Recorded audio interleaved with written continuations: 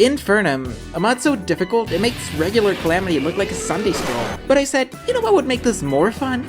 Let's do it with just 1 health. 10,000 plus deaths later, and every one of them was totally worth it. We've just defeated Yaron, and now we got our greedy hands and auric ore, the shiniest, most powerful material in the game. With the soul fragments from Yaron, we turned them into auric bars, and with those we crafted seraph tracers, which is a fancy way of saying I can fly like Superman now. And let's not forget the auric Tesla armor, the ultimate armor set. It matches up some of our older armor sets. It's stylish, practical, and it makes me feel like I might actually stand a chance against the nightmares to come. As squishy as I still am, at least I'll die looking good. Next up, we crafted the King's Bane, aka the ultimate gun. This thing just obliterates anything in its path. You fire it up, and it sends a laser straight line of death. But when you stop firing, it's like, surprise! And it shoots out a barrage of homing, super energized auric rounds that chase your enemies like heat-seeking missiles on a caffeine high. Oh, and did I mention the insane knockback? This thing practically sends me flying, but I'll take it. With my new setup making me feel like the Terminator, I headed back to our trusty old Crimson Arena. You know, that massive old battlefield that's seen more death and destruction than my last 5 Terraria playthroughs combined. Now we're gonna use it for the final stretch. Time to clean up though. These spooky gravestones littering the place?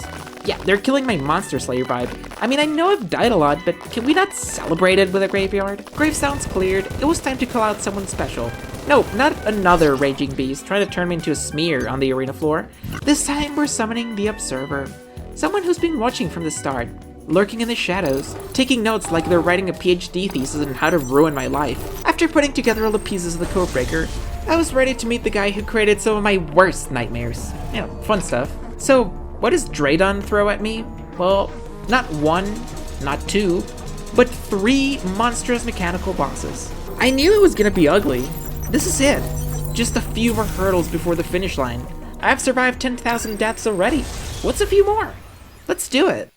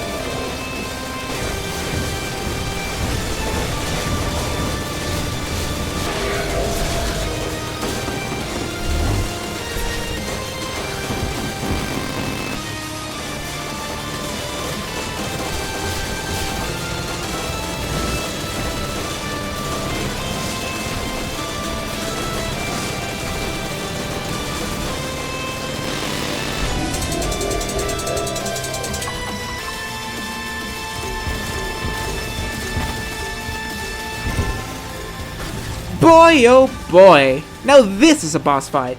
You ever have one of those moments where you're loving the experience, but also wondering why you hate yourself? Yeah, that's this fight in a nutshell. I love it for all the wrong reasons, like when you can't stop eating spicy food even though you're crying halfway through. If you've somehow avoided crossing paths with these mechanical monstrosities, let me give you the rundown.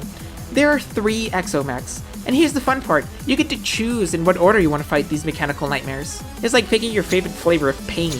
Mech number 1 will step up to the plate first. It'll fight until you knock it down to half health, but then it goes invincible, and mech number 2 swoops in to say, oh hey, it's my turn now. and you get to fight both of them at once. If you're skilled or masochistic enough to get Mech number 2 to 50% health, both of them peace out for a bit, and you have the honor of battling Mech number 3 solo.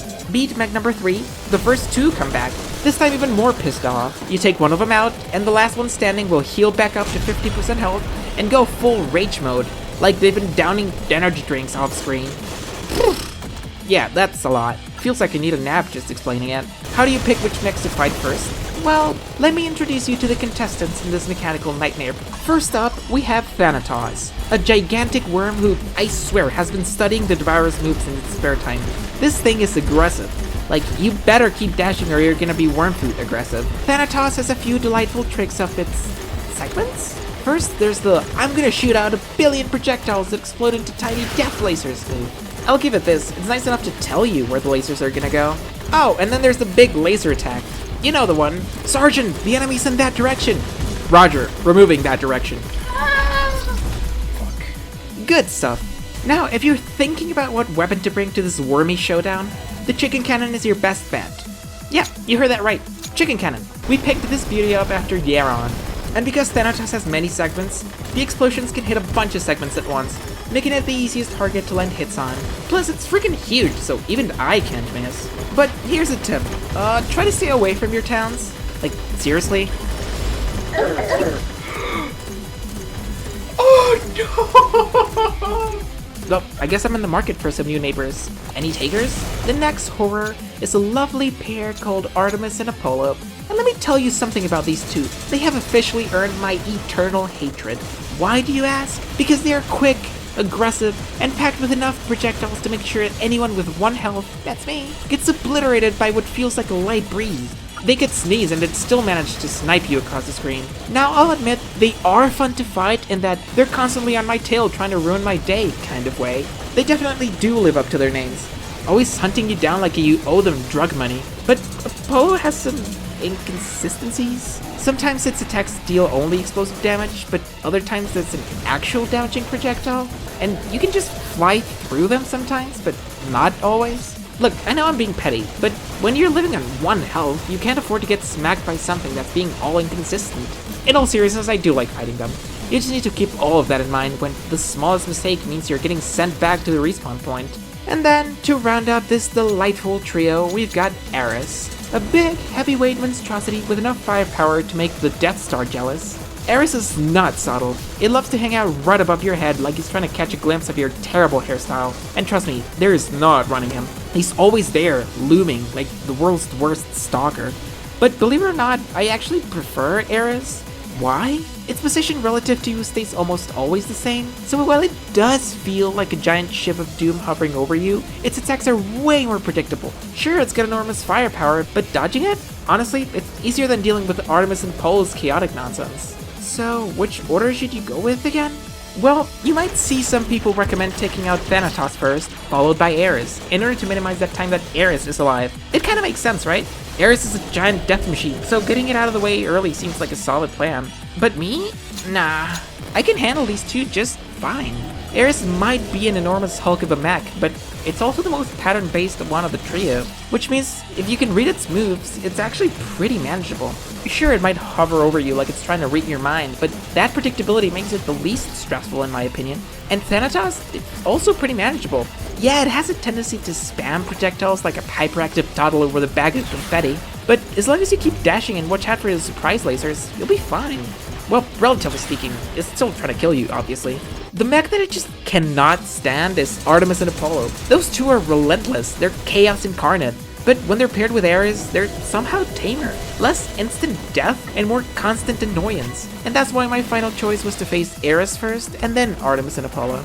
Now, don't get me wrong, the fight is still brutal. These mechs are designed to be perfect machines of destruction, and trust me, they almost live up to that title. But no matter how perfect they are, even the best machines can rust, or in this case, malfunction under pressure.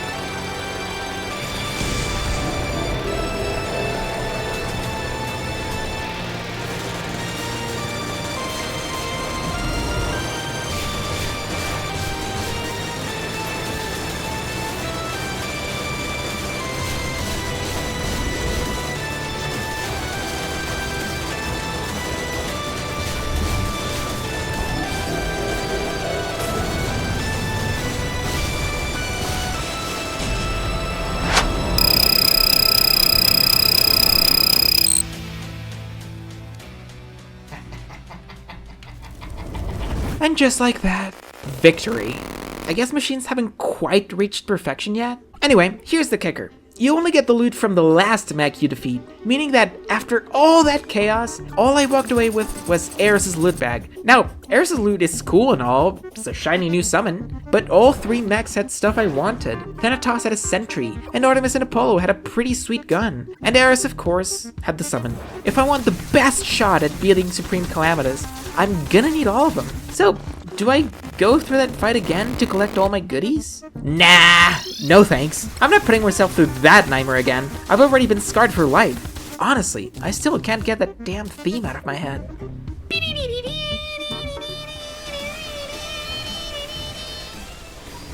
Every time I close my eyes, they're still there. So in the end, I walked away with Eris' exoskeleton, a summon that lets you call up to 4 of Eris' super weapons. Oh yeah, you even get to choose the ones you want, like a deadly apocalyptic buffet. Let me break it down for you, Mark.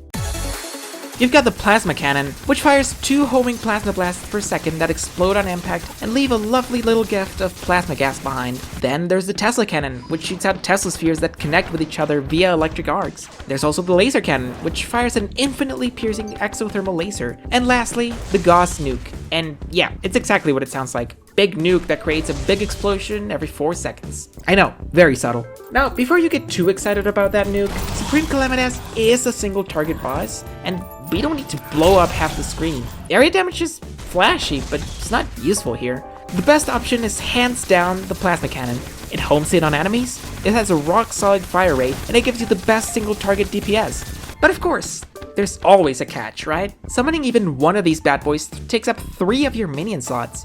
And guess how many I had? Exactly 3. 1 from default, 1 from the summoning potion, and 1 from the bewitched buff. So it should have worked fine, right? Well, Terraria had other plans. For some reason it didn't quite work as advertised. I ended up putting together a secondary loadout just to summon the arm, and then switching back to my normal gear. It's a bit weird, but it works. Sometimes you've just gotta work with what the game gives you, even if it's a little glitchy.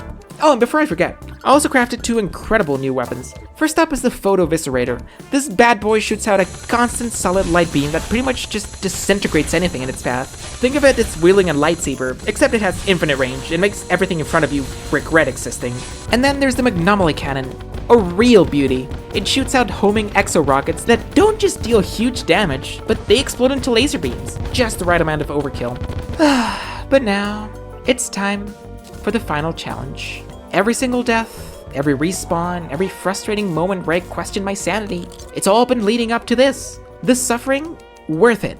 The countless hours of dodging, strategizing, and screaming internally, worth it. One final boss stands between me and victory. It's been a long journey, but it's time to finish it. Let's do this. Once and for all.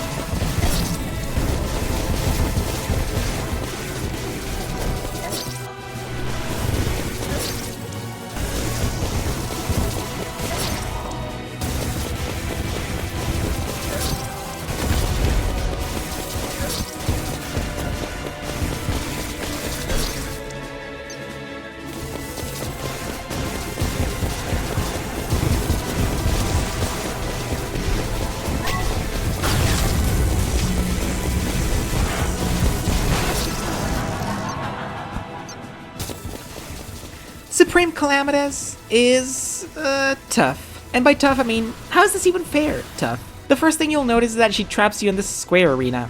Yeah, no more running around like a headless chicken. You're boxed in, buddy. Oh sure, you could teleport out, but I'd strongly advise against it. Trust me on that one. So how would I describe this lovely, cozy arena? Why don't we ask Calamitas herself? What's inside? What?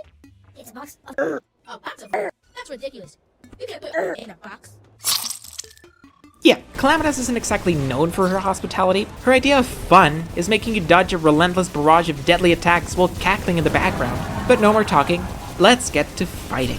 Right off the bat, Supreme Calamitas is not messing around. She summons Sepulchre at the very start of the fight, and my original plan was to use the Photo Viscerator against it because it's a worm, and the Photo Viscerator's beam can penetrate through multiple sections. Then I'd swap to the Magnomaly Cannon for Supreme Calamitas herself. It turns out that plan just didn't really work. Maybe my aim is just trash, but with Sepulchre constantly dipping in and out of the arena like it's late for an appointment, keeping the beam on it was next to impossible. Consistently missing isn't exactly what you want in a boss fight. The Magnomaly Cannon, though, much better, thanks to its trusty homing rockets. Point, aim, boom. Problem solved. Now, Calamitas herself? Brutal, relentless, merciless. She's got more tricks up her sleeve than a magician on speed. But, like any good boss, she's got one little weakness we can exploit. You see, she has a lot of phases, and most of them follow roughly the same pattern.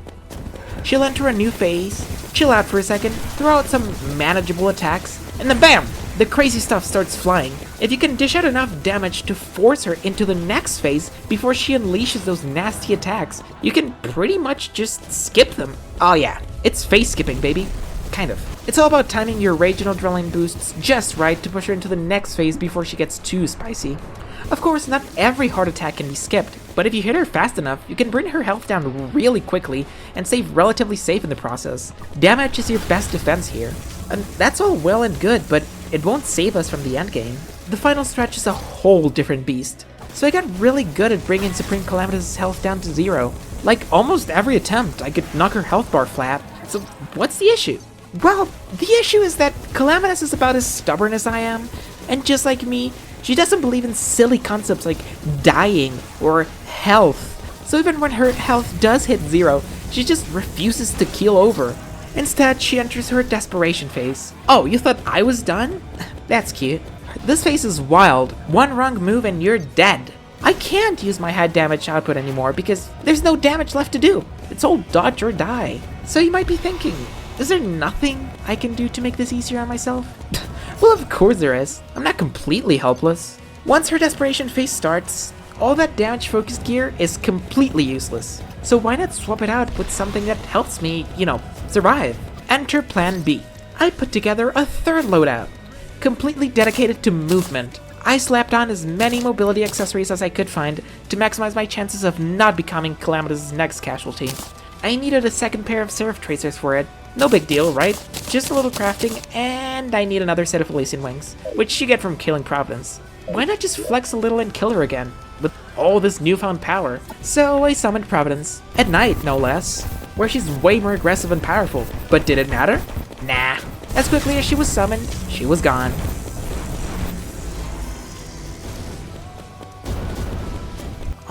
What's this? Oh, I've never seen this before. Interesting.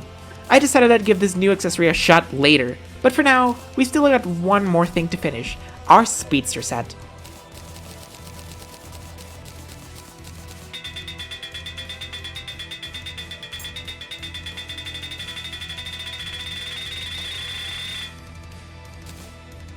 Woo! Look at me go! I'm like lightning.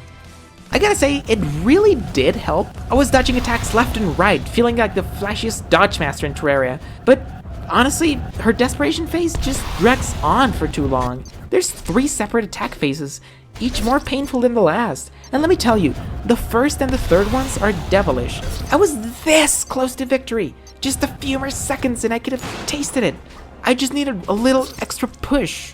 I needed my own desperation phase. Now you're probably thinking, hey, you got 1 health. You can't last more than 1 hit. My dear friend, the answer to that is armor.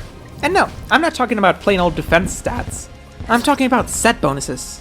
Specifically, a variation of the Auric Tesla armor set. This one is made with Silva armor instead of Godslayer armor, and it's designed for mage and summoner builds. Pretty fancy, right? The set bonus on this armor says that whenever you're brought down to 1 health, you will not die from any further damage for 8 seconds.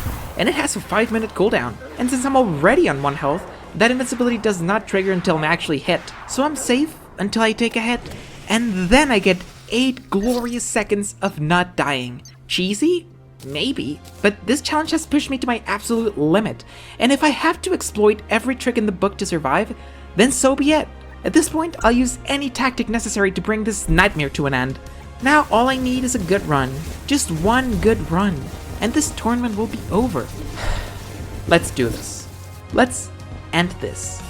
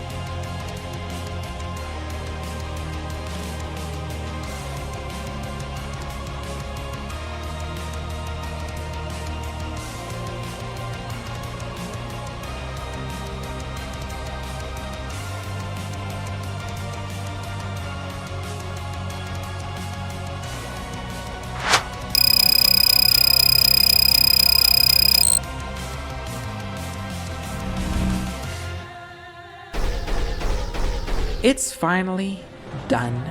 The pain, it's finally over. This has been a long journey, full of ups and downs and way too many respawns to count. But hey, we made it through, and now I'm free. Now, if you're wondering why this took so dang long to come out, it wasn't because beating the bosses was that hard. Don't get me wrong, they were brutal, but not 6 months brutal. So what the heck happened? Life happened. I got busy, I burnt out on Terraria, and I figured, I'll push through it, no big deal. I had no energy or desire left to work on editing this after I finished the fights. And then when I did decide to start editing the video, I gathered all my footage ready to relive those epic moments. And then I realized something important was missing. The recording of me beating Supreme Calamitas. Yeah, it was gone. I was running out of drive space at some point, and after making that ultra kill video, I had to free up some space. And in the process, I might have accidentally deleted some of that precious Supreme Calamitas footage. So guess what I had to do? I had to kill her again. This little mishap brought my total playtime to around 200 hours. And trust me, editing took way longer than that. But if I'm being honest, lately, things have just started working out for me. My career is going better than ever. I started dating a really cool person. I'm learning new skills, setting new goals, and life just started getting better. I worked on these videos because for a while, I didn't have much else going on, and suddenly my hands were full of all of these good things, and honestly, it was a little overwhelming. Video production was pushed to the side for a bit, but you know what? I'm okay with that. Sometimes you look at everything you've got in front of you, the huge picture, the endless battles and challenges, and it feels overwhelming. Like, how am I going to do all of this? But if you're willing to stick with it, you can get through it. You just have to take it one battle at a time. Victory isn't one big grandiose event, it's a series of small wins, fight by fight. And sometimes it's 300 failures for each tiny victory, but each of those victories, no matter how small, gets you closer to your goal.